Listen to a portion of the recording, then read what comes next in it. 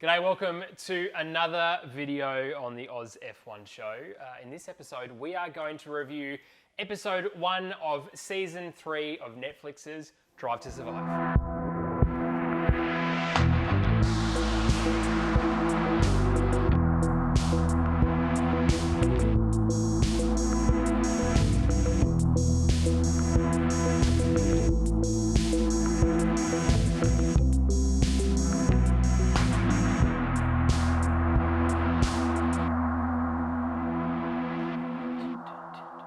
And I'm joined by one friend. The better friend. The better friend, the actual friend. Tommy T, hello. Hello, how are you? Yeah, I'm good. We've watched Welcome one to the South. episode. Oh, look, this is our new studio. We've been a bit nomadic, haven't we, in terms of trying to find a space that works for the Oz F1 show. If you haven't figured out, I live in the north and these two idiots live in the south. Like idiots. But it's good to be here, man. It is. It's good to be able to watch this with you and with you. What we're going to do is just go through our thoughts of the first episode of season 3. And right off the bat, man, dramatic, beautifully shot, Yes. well bloody done Netflix. I'm all in. I know some people are like, oh, it's a bit over dramatized. Obviously, that's why I'm here. I like drama. James Don't equals I? drama. We love it. No, it's good. So this episode's called Cash is King. And that's kind of playing on two ideas. Yeah. The quote from Lewis Hamilton, obviously, about F1 being greedy and wanting a lot of stuff. Always looking for cash. But also, Big Daddy Lawrence Stroll and all of his cash coming into Racing Point, taking over and Yeah. basically replicating a Mercedes in just a different colour. Yeah, and I love that. I said this last year. Like, I was all about it. Campy was like, oh, no, just cheating and they look stupid. And I'm like, whatever, mate. He's not like he's here. here. He's not here, which thank goodness for this. But I was glad that another team was able to get closer to the front. And you might disagree, and it's fine to be wrong, but Yep. I was all good with that progress that they Yeah, made. as an NBA fan, you get sick of the same teams, like the Golden State Warriors, always at the top. It's not that they're bad or anything, not Yep. that we don't like them as players and as a team. We just want different. We don't want to know the outcome of a race or a game before it's been run. And this was just interesting. What if there's another podium? What if someone else could be a first-time winner? And Yeah. that's what we ended up getting. Oh, which was so good. And as I said plenty of times, I went away from the sport because of the dominance with Mercedes and Lewis Hamilton. And that's not to say I'm upset by it. No. Like, good on them, and they've worked incredibly hard.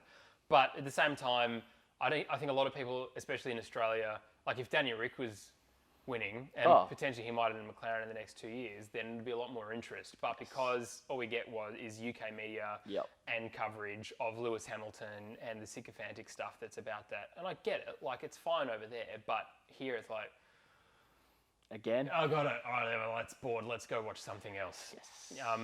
So that's good. I thought maybe what I should do is represent Campy. Do we have to? Whilst we're here. This is the hot tip from him in text message format last night as he watched it. Episode 1, ... Lance Stroll is a fucking squid. Commitment is what makes him the driver he is, ... I feel embarrassed for him watching this. Wow. You just get the idea that he's the lamest guy on the grid. Right? Everything seems pre-prepared. So like that, his little one-liner about he's known his dad a long time, he just doesn't have a personality. He's not interesting. I don't know why he's going to grow a fan base, and I don't think he's going to get sponsors other than he's got a dad, which is a faux sponsor. And he's copied Lando Norris's logo. I don't know if he's had it for longer or whatever, but Lando's is better known. And it's Yeah. like if you move Lando Norris sideways, it's Lawrence Stroll. You're like, sorry, well, there you go. There's a Freudian slip. Lawrence Stroll. Because that's the only reason he's driving for Racing Point. He would Ocon wouldn't have left if it wasn't for that influx of money and whatever. I mean, the guy obviously has some talent. Yes. He has the ability to drive, Yes. but as Campy's even said many times, the consistency's not there. So 1 in 5 races he might get up. For that quote to be one of his own quotes about he being consistent is his strongest attribute. It's like, Wow. it's good being wrong, isn't it? Insane. We also touched on in this episode Melbourne and just the shambles that was. Campy and I were getting ready to go to the race. Yeah. You were driving down through New South Wales on your way in, calling us, going, are we even going to get to this race? Oh, unbelievable. And Unbelievable. So we're hearing messages from friends, like asking what's going on, Yep. getting told it's not going to happen. Yep. Just absolute chaos. And it's one thing to remember as well, if you're not from Australia, you probably won't well, you maybe remember this in the coverage, but bushfires are a big thing. I know, coming out of 19 into 20, and I had literally moved from Melbourne to the New South Wales South Coast, and I drove 9 hours where at no point was I not in smoke. Yeah. And that's pretty significant in terms of just the area, the coverage of those fires.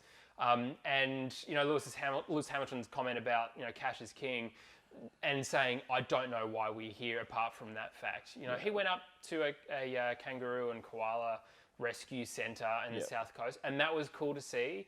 And, you know, Danny Rick had auctioned off one of his race suits, or was doing that at that time. Yeah. And that was kind of the energy and the effort of F1, was to be like, we're present and we're here for you, Australia, and we know there are fans here and want to be relevant and kind of up to date with the fire stuff. And then COVID hit. Yeah. Literally the worst timing. So a week earlier, it probably would have run fine. No issues. Run a week later, or attempted to run a week later, it just wouldn't have happened. There would be no chance. It just fell on that weird weekend where everything was like, do we open, do we close? Like, we had no idea. We were so innocent back then. We even see Danny Rick commenting that the cure is drinking Corona to his mum on the phone. Like, we didn't know. It was a flu back then. Everyone was kind of like, oh, I guess it's just like another kind of one of these pandemic flus. Yeah. And we'll just ride it out and be fine. Yeah. We didn't realise that 12 months later we'd still be here, isolated. And wasn't the case. Struggling to get here to do podcasts. And Yeah. And if you've been a fan of the show for a while, you would have known last year that we did a lot of Zoom podcasts, like everyone had to, the lockdown thing, and even you and Campy, even in, you know, only a couple of kilometres away from each other, were still having to do that, which kind of suited me because I was further away. But it just still made everything very difficult for everyone, you know, and Australia really has been very lucky in the way that it's responded. But even the last couple of times where I've tried to fly in and out of Melbourne to do podcasts, lockdowns and all kinds of other stuff. So it's obviously 12 months on, coming up to 13 months on, things are totally different. Like we saw no masks, we saw people like starting to go, maybe hygiene's I can't sign that for you, sorry, I'm not allowed to touch people. Yeah, interesting. Very bizarre. But we're coming from this episode, which is about the Racing Point struggles to have legitimacy, and Lawrence Stroll saying, I don't want to get involved in the politics. That's what Otmar's for. You're about to. And we're about to. So stick with us for our next video on the Oz F1 show as we review episode 2 of season 3 of Netflix's Drive to Survive.